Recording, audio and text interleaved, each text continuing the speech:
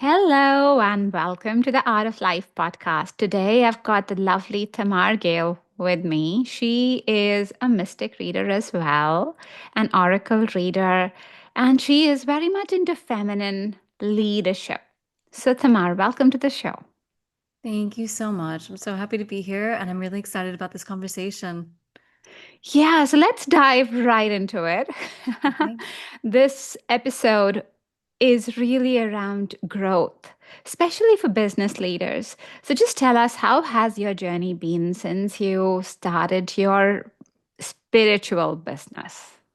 Yes. So my journey's been really interesting because I actually started doing healing work as far as like body work when I was 19 years old. But it's so I kind of was in the line of business. Um, and I took a break. I went back to college for architectural interior design, but then I really jumped back into working with women. I went to school to be a doula, and it kind of led me into working with women on a larger scale.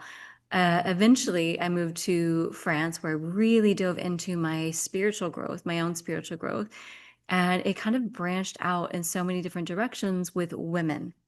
Women's healing arts. I studied with a shamanic womancraft practitioner and just really dove into the women's bodies and rites of passage, our initiations as women through all the different phases and cycles of our life. And it really changed not only me, it really allowed me to go deeper in my own journey, but it brought a different depth of my teachings to the women that I worked with. And so I would say Mm. that since 2014, I've worked specifically with women. Um, this coming year, it's kind of in branching out, and I have a couple offerings that will also be available to men. But my passion is working with women. Yeah. And one of the conversations that I really want to bring around in this podcast is literally around growth. Because a Mhm. lot of spiritual entrepreneurs, they start with a mindset of, well, this is my passion, very much like you. And they really get right into it. Whereas business is passion. And then there's obviously the business part of it as well. You're working and you want to pay your bills. You also want to do other things in life that make life beautiful and enjoyable. So, how was that part of the journey been for you? That is a really good question because I think so many of us, especially when we come from a world that focuses on more like we have to have material, life. We live on this earth in this human body, and so it to be honest, it was a transitional period because I went from the masculine mental way of creation and business and had to eventually learn how to do things from my feminine energy, which was a mental shift, a belief, like shifting my beliefs, shifting um, even deeper woundings within myself to be able to hold that capacity and to be able to show up and create a business from my feminine energy. And so it did take a lot of time because when I started, I didn't know, like, social media wasn't really a thing when I was growing up and starting working in body work. So even having to learn the whole business of being online was a big transition in itself, and having to get out and do lives and posts and all of that was a whole new world, where I think that maybe some of the younger generations coming up, they grow up with that, so it's a little bit easier. But for me, that was a really big learning lesson, and it took me some time to really get that.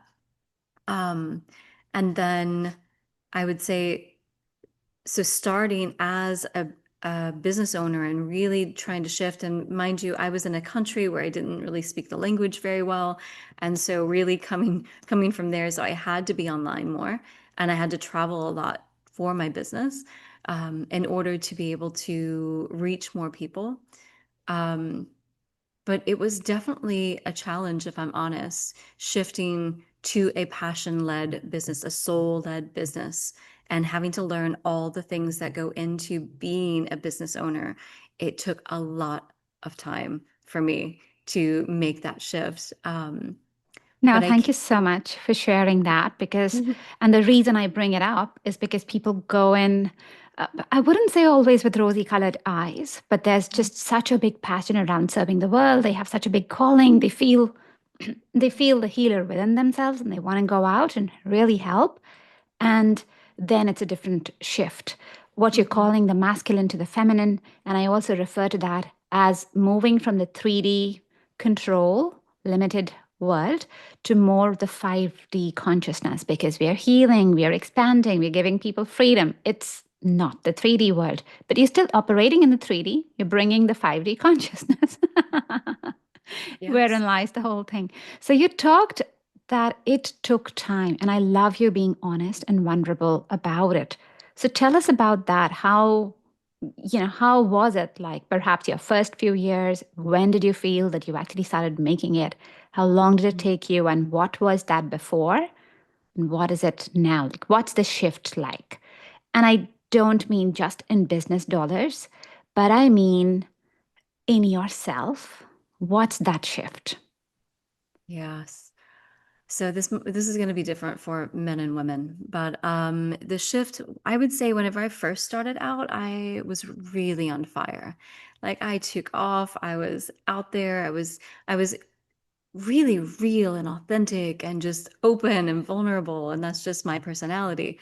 Um, and then my life transitioned and moved from one country to another again, and so it kind of that was a big transition for me. So I did go through a period where I was wondering, I'm like, what do I do? Now everything shifted.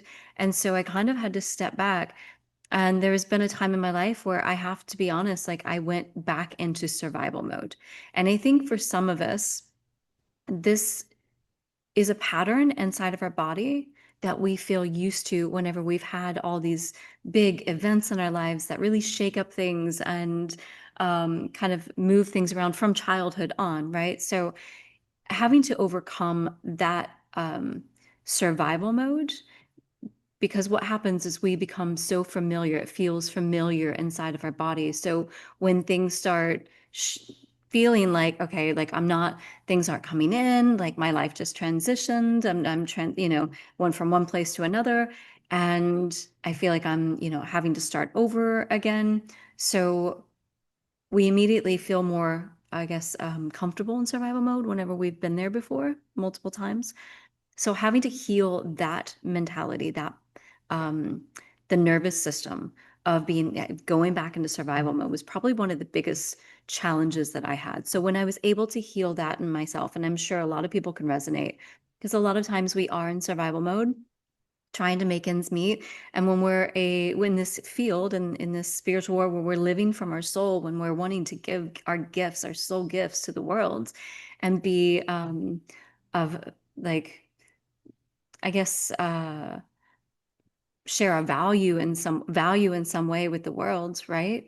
A lot of times when we're really real and authentic at first, it doesn't really, like, it takes a little bit more time because we're really in it. We're really here and service. And so when we fall back into that survival mode, it's coming back to center, and really being able to heal that is probably one of the biggest things that we need to do, because we are always abundant. We are always supported. We are always, and so when we can really get rid of that belief, heal that belief within ourselves, things begin to shift. And as a woman, there's this shift of understanding that we don't, yes, we need our masculine. Yes, we have to have that side as well. We are, masculine and feminine, each one of us. But when we can really come back to knowing that we are completely made differently than men are, our nervous systems, our bodies, the way we flow and cycle, completely different. So when we can learn how to cycle and flow with that, that actually heals our nervous system. It starts to heal that fight or flight, the survival mode that we can get in, because we understand that when we can shift our mentality and give ourselves that space to rest and rejuvenate and really channel those creative moments, we have more energy to keep going. And so in the long run, it really heals a lot of a lot of the things that we deal with as women in this world. If that I makes sense. love you sharing that. Love, love, love that you've shared. Um, and, for the listeners, just to tell them that, hey, as you were growing, this is your business. Yes, this is an extension of you. So you're peeling off your layers, you're peeling off your masks as well. And sometimes it's just that invitation takes a little bit deeper to dig in and hurts a little more. But Yeah. that's the invitation actually to heal those deeper layers and actually feel supported. When you start feeling supported and held, then the natural attraction starts working for you. So you've also talked around visibility. You just touched on that. And I'd really want to bring that because often as we want to expand, it's also a question of us being visible, us being totally vulnerable and going online. So you started when there wasn't as much social media. How was your journey with social media?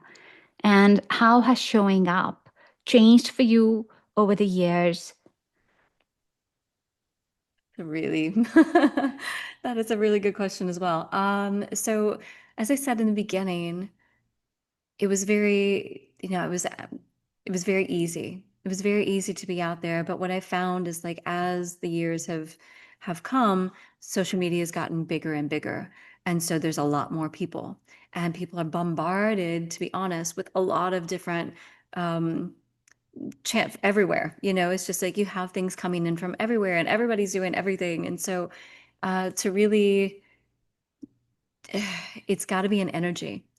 It really has to be an energy. So I went from really being feeling comfortable and confident and really being out there and sharing to really taking a couple years, especially during COVID, where I didn't even want to be online, to be honest. Like I didn't want to be out there. I didn't want to be on social media. I didn't want like I'm like, cannot just people come to me, it's like, do I really May have I to just be? say that that's what a lot of people go through? Yeah, so thank you for sharing. Yeah. And so it took me a long time to really, I would say, convince myself in some way to get back on to social media because I really struggled with it, to be honest. I struggled with really not putting myself out there. It wasn't that, but using social media as a platform. Um, and so it did take me some time. And the way that I got over that was that I told myself that there are people, everyone looks at it. Everyone's looking at social media. And so if we can use that platform to be able to voice and reach them in some way, to bring them back into their body, to remind them to come back into their body, to be more present, to disconnect, then that may be the way to reach them because that's where they are.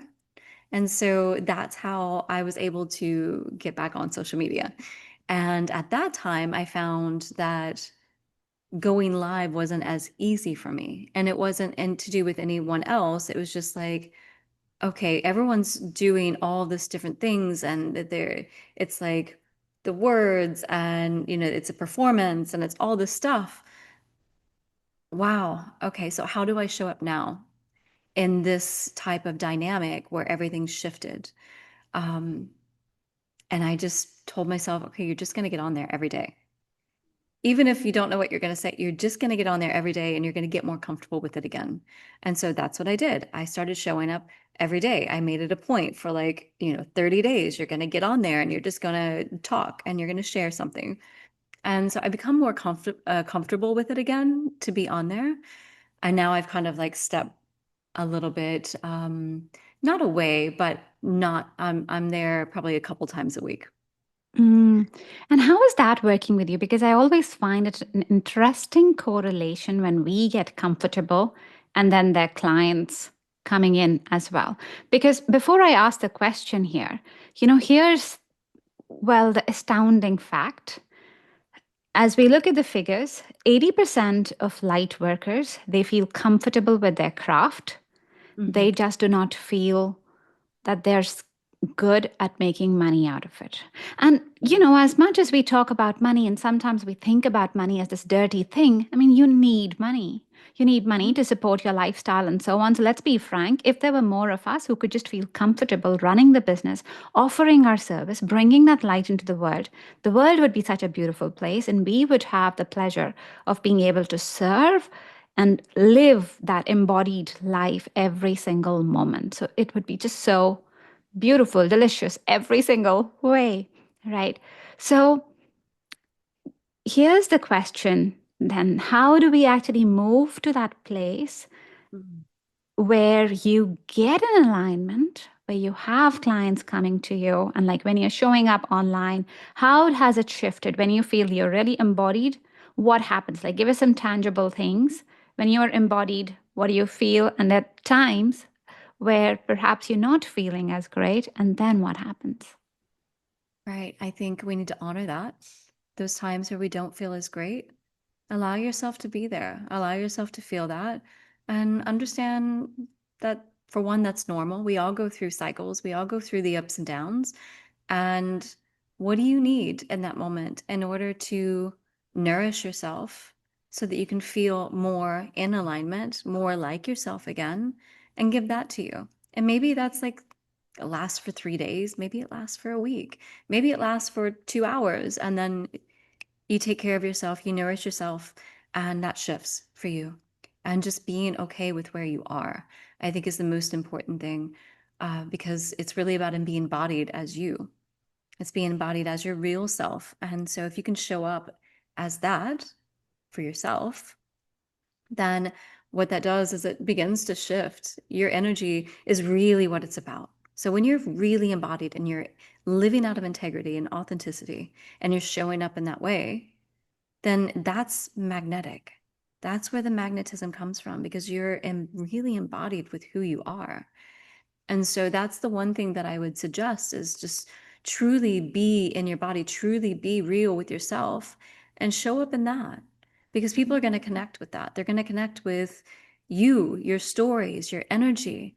And if you're nourishing yourself, you're taking care of yourself at those times that you need to, then when it comes to it, you're just going to be magnetic. And so I want to go back and touch on something real quick, because we don't have to be on social media. Mhm. Unless you're international and you really want to reach like everyone, you don't have to be. Go out into your community. Be involved in different things that are going on around you. People are going to get to know you, they're going to feel your energy, they're going to learn to trust you. And that's really what social media is about, right? It's about building that trust with people through your integrity, through your authenticity, through the way that you show up, and your vulnerability. It doesn't mean you go out and, like,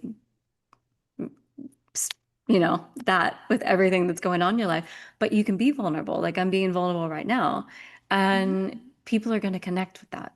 So it's all about integrity, authenticity, and honoring yourself. And then those things are going to flow to you. I love that. And also in honoring yourself. That's literally what self love is.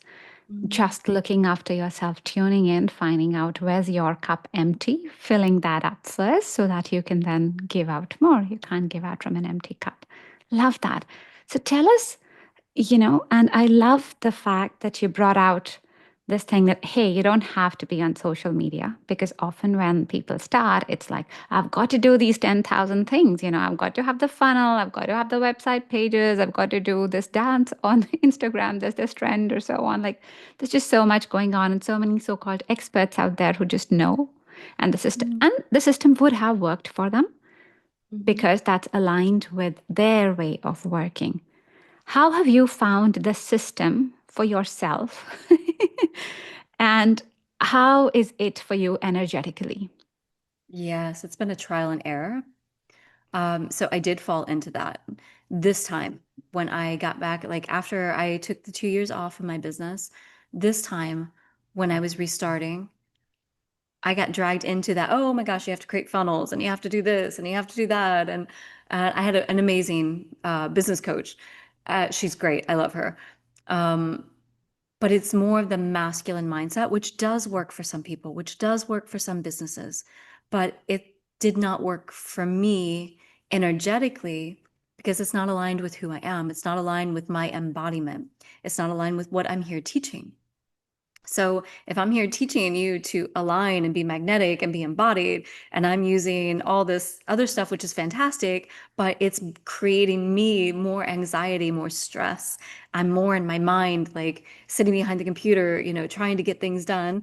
I'm not out there. I'm not shining. I'm not like doing my dances and my movement and doing things that nourish my body so that I can show up in a more magnetic way so I can call in my people. So I had to see that, and I had to stop, and I had to shift gears and be like, and spirit kept telling me, they're like, stop, dance. You need to go back and dance. And I'm like, I don't have time.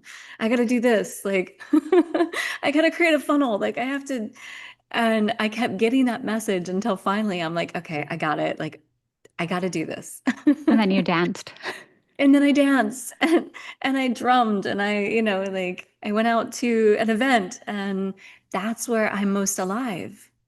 So it's like what brings you the most feeling of joy and aliveness in your body, and do that. Especially for me in my line of work, because that's who I am. And so that was my experience with that type of like business. It's great for some people and it doesn't work for me. And so really honoring what does work for you and knowing what works for you. And maybe that's a trial and error, but learning to listen. Yeah, I think that's a very important point. And my story is a bit similar to yours. You dive into your dancing and then you're having fun. And I think the question I had at that time, so the thing that was coming to me, I was always seeing myself with a mic. And this was a time when I didn't really want to come out in social media fully because I was like, well, I'm still figuring out what I'm supposed to do here. And I started doing some podcast meditations. And I thought, well, that's what the guidance said because I was seeing myself with a mic. um, and then as I kept tuning in, it was like, no, show up more, like use the mic. And so that led to the podcast. Now I'm running an online retreat. It's called the Magnetic Visibility Retreat. It's amazing. And it did not make sense in the beginning. Like, I was like, I don't know why you're saying this. And I love connecting with people. I love bringing them on. The visibility retreat, for example, I designed it totally the way I would like it. And I called in speakers there. It's an amazing 2-day event where we all really work through live interactive event. We work through your emotional stuff and we help people talk about voice, owning their voice, cleaning the throat chakra, and then about sales and how do you do sales? How do you do it in a way that feels really easy, not salesy? But I designed it totally the way I wanted it. Love And that. it started coming up. And I'm like, gosh, it can't be this, because it had to be harder. Like, we are so wired to feel that the stuff that works has to be so hard. Somewhere we have to feel like we're jumping through loops and we're getting so uncomfortable. So it's so Mm. funny that going in flow is like, okay, chill, do your thing, do you. And it's almost this um, opposite thing like, oh gosh, I can relax and it's still good. Yes, that's it. I'm so glad you said that. That's exactly it. When Yeah. you relax, and this is the funny story, I think this is the mindset shift that we all need to have. We grow up, and it's a general thing, it's general life. Like we have to learn to walk, we have to learn to get grades, we have to learn to get there are expectations around us around what we should do. So we always feel like we have to get something, there's a check mark, and then you succeed. Whereas truly, what I'm finding is the 5D business growth, spiritual business growth, is a lot around just being you, like really play.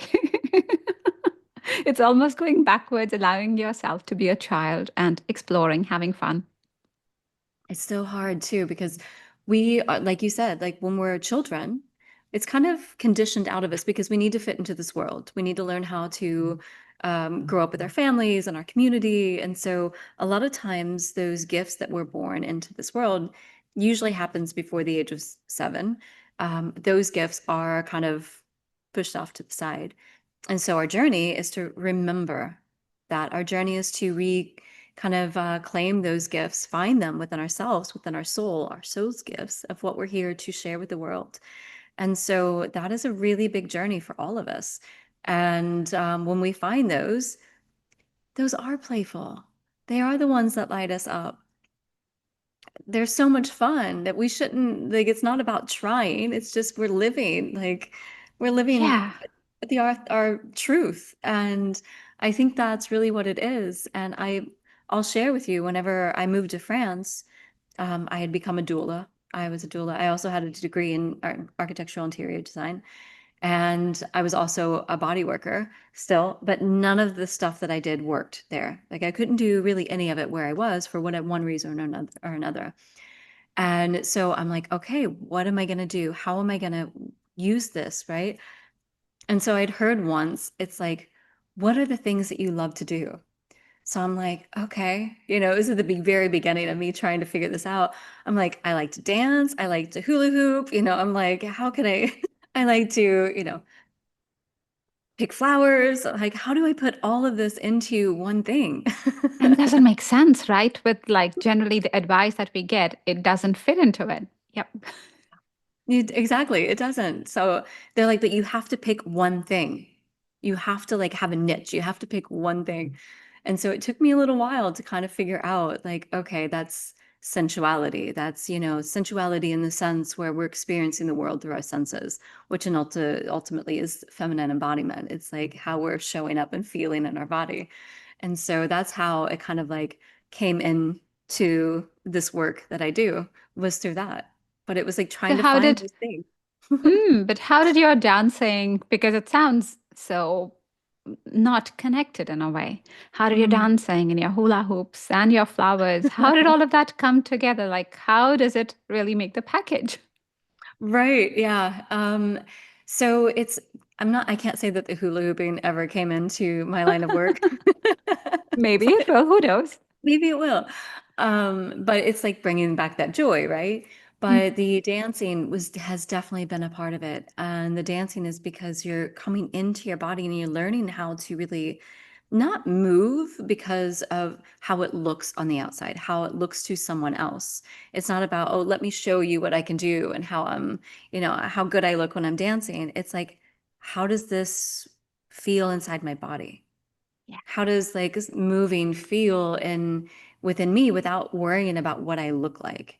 And so dancing then becomes a form of meditation or a form of connecting with spirit, because whenever you're able to really get into your body like that, you open up, you feel it, you feel this life force energy that just moves through your body. And sometimes you can even get like clarity on answers.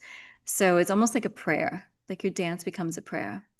Yeah, And absolutely. Because your body is a channel. And so Mhm. everything's coming in your body is storing all the memories. And when you move it out, a lot of times it might be conscious to you, might be unconscious to you. But if you've got that intention there, you're moving out the stuff that you don't want and you're calling in what you really want. So it's very embodied movement and that's helping release. And the good thing is it feels good. It does feel good. Yes, it does. And the flowers, I mean, I stop and smell the roses. It's like, how do you spend your day? What lights you up? Like, really take time and be in your body, smell the flowers. Like I just did a little podcast for my podcast on this topic. It's like, walk slowly through nature, connect with the trees, like look at the leaves, the light on the leaves, like the wind that moves, like feel it on your skin. You're using your senses. So that is how I really ended up bringing in like the flowers, my connection to flowers and nature and stuff like that. It's nature is a part of us. It's where we meet our soul. And so when we can take our time and really be present with the world in front of us and be in the wildness even of nature, like wildness of nature, even if that's like the tree at the park in the city, like, but really being present with that, that's where we really can begin to connect with our soul. And that is, we could call a feminine way, like the feminine descent into the body, into the soul. Whereas, we could see the masculine, although it's not, the masculine and feminine are both here, and like the descent and the ascent. But the ascent we typically would look at as more masculine, where you're looking up, you're channeling, it's a different feeling, but that's where we connect with spirit. And so it's really being in the descent where we meet our soul and connect with our soul's gifts. So we can see that as coming into the body and being embodied, and a little bit as a more of a feminine way of doing it. Yeah, beautiful. And we keep talking around feminine and masculine so much, and you talk about feminine leadership as such. Mhm. Thank What's you. in your understanding the difference between feminine way of working, of living, and the masculine way of working and living? Now, and are we just one sex? Are we both? How do we understand that? Yeah, I think men also have their cycles. They also go through cycles. And so I don't know, it's different for everyone. It's different for every man as well.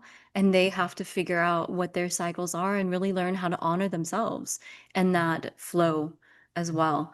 Um, Typically, the world that we live in is based on more of a masculine model of work and the way that we do things. It's like you hustle, you don't stop, you go after it, you work hard, play hard, especially here in the US. And yeah, it's just there's no place for rest, rejuvenation, thinking about yourself. It's just go, go, go. Um, the feminine is a little bit different, and we're seeing a little bit more of a shift in some places of being able to honor the feminine and understanding that if you allow the feminine, a woman, to flow with her own cycles, her menstruation, really, she's going to come back and be able to give you more. She's going to come back with more creativity, more energy to be able to go after and use that masculine energy during her masculine part of her cycle to create, to go get leads, to sell, to do what she's doing, especially if you're in the corporate world. So there's really a place for that to be kind of merged together. Um, but yeah, I think we're really missing that connection to those cycles. And we can look at that in nature as well, and we have the seasons. And so being able to understand what the seasons are for and honoring the seasons in our own lives, whether that's in the winter, we're in autumn here, but in the winter, things slow down. You're going within, like really taking that time to do that so that as the seasons shift, you have more energy. And we don't really see that in our world. We see the masculine side of it, whereas winter, we have the holidays and we're busy and it's go, go, go. And we don't really get that downtime. We don't get that nourishment, that deep soul Yeah. nourishment and the dreaming that we need to do during even the yearly cycles. Oh, yeah. Yeah. I think it's such a masculine world in general, in the sense that we all optimize for time, and every time, every day is almost equal. I mean, maybe your weekdays and weekends are structured differently, but we don't differentiate on energy. Whereas I teach my clients to look at it energetically. When are you energetically the best? And that is going to be different for everybody. That's going to vary based on your cycles. But when are you energetically the best? What blocks? How do the chunks work for you? And working at it that way, because nature is beautiful. Nature has that time of rest. Look at anything in nature. Look at the sun, and the sun goes to sleep. Exactly. I It love does. reminding my clients, I love reminding myself as well, because sometimes there are parts in me which is like, no, no, no, got to do this. And I'm like, Keep no, working. resting time. The sun sleeps as well. The sun takes a break and then comes out, is ready to shine again, and, gives us a beautiful, glorious day. It We does. can do And that for ourselves. working with that circadian rhythms are really important for our body, especially with all the, fake lighting and everything that we have going on.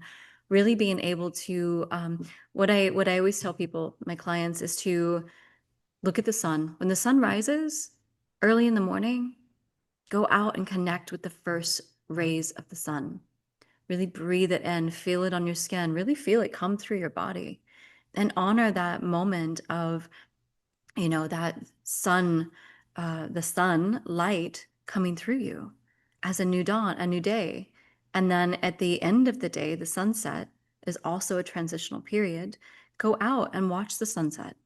You know, watch the transitional period, watch it get dark. The sunset's gorgeous, you know, so you're really honoring that shift in your own body and also in the world, right? But it's really setting up your circadian rhythms and starting to calm down your nervous system at the end of the day. Another thing I like to do is go out at night and look at the stars before I go to bed, right before I go to bed, looking up at the universe, like this, seeing how it changes every night, where all the stars are up there, and really understanding that, yes, we are small. We are small in this vastness of the universe, and we're all connected. And so, really getting to know the universe in a whole, as a whole, and how we Mhm. play a part in that, how we are a part of that. Yeah. I feel like that really starts to change how we honor our own cycles. I love, love, love, love that imagery. Now, for our listeners, and especially because these episodes, they're a lot around growth as such, business growth. Are there some tips that you would want to leave to them? Maybe something that we haven't touched upon yet, so that they can feel that they're on the right track. And what is it that would be different from what the world's told us around Mm, the do. But what do you really say? How do they know that they're on track? yeah. Yeah, I think I would like to say develop practices that really keep you connected to yourself and to spirit. Um, and make that some sort of meditative practice to where your mind is quiet. And you know, that's a practice. It's a practice. The mind isn't quiet because we're so busy during the day. But whenever we can come back to that quiet place, then we can really get clear and have clarity, be a channel for messages to come through so that we kind of know when we're on track. We know when we're in alignment because our mind is clear. It's not bombarded with all these external um, factors. We're in within ourselves. And so meditation, being in nature, you know, whether that's a walk in the day, like that connection to nature, also a connection with your dreams, because your dreams are always going to give you guidance. And so understanding how to analyze your dreams and working with your subconscious and moving through that, because they're going to lead you to that place that is more aligned with who you are. And if you're out of alignment, you're going to know. If you are doing these practices, if you're honoring your cycles, you're working with your subconscious, even if it's through dream work, you're spending those quiet moments for yourself, maybe solitude, shutting off social media, shutting off the phones, and just being with yourself in spirit, you're going to know when you're out of alignment. It's going to be clear. Your whole body Mhm. is going to tell you, and it's going to tell you when it's a yes. And so learn to listen to your body as well and Yeah, trust absolutely. that. Yeah, absolutely. So, Tamar, thank you so much for sharing all this wisdom with us. If listeners want to connect with you, how do they find you? Yes, so I'm at The Feminine Codes everywhere. My website is thefemininecodes.com, Instagram, The Feminine Codes, YouTube, The Feminine Codes 1111. So my podcast is The Feminine Codes. So everything is The Feminine Codes. Um, and yes, I feel free to email me if you have questions at tamargale.com. And I'm happy to just be of service. Yes. Thank you so much, Tamar. Is there anything else you would like to add, maybe that I haven't asked you before we close the episode? Hmm. Yeah, I would actually. I am if anyone is really interested in redefining feminine leadership and redefining how you show up in the world as a woman, and if you're interested in the Rose lineage, Mary Magdalene, anything like that, I am offering a retreat in April for this very thing. It's all about being embodied as a woman, really connecting with the primordial mother, the original archetype of the feminine, and really learning how to really step into that place of leadership through devotion. And so that's going to be in April in the south of France. If anyone is interested in that, check out my website. And yeah, I would love to have you. And they know if they feel the Awesome. call, they'll know it. So, Yeah, awesome. And I think it sounds so lovely as well. Like the south of France would be lovely. And working with the rose codes, working with mhm. Mary Magdalene, like that would be an amazing, amazing journey. So definitely go check it out. All right. Thank you so much, Tamar, for being on the show and our listeners. I hope you've taken away something. If you have a calling, and whatever that calling is, this is the reason why we chat with so many beautiful business people here and we talk about their journey so that you feel inspired, you feel ready to be on your journey as well. If you have an idea, know that your idea is much bigger, much greater than you because the universe is funding the energy. Just trust, just lean in and allow the flow and magic to happen. So, with that, we'll wrap up today and we'll see you next time.